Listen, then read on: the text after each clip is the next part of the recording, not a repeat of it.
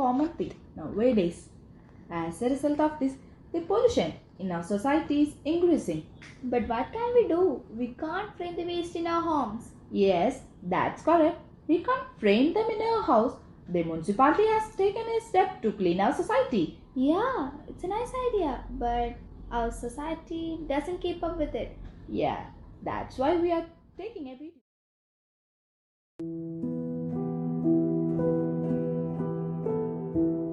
We should use less vehicles because. Is it because the government is increasing the rate of fuels day by day? No. Is it because to reduce the rate of air pollution? Yes. You know that we get numerous health issues, skin problems, etc. Air pollution is a major threat to today's growing world.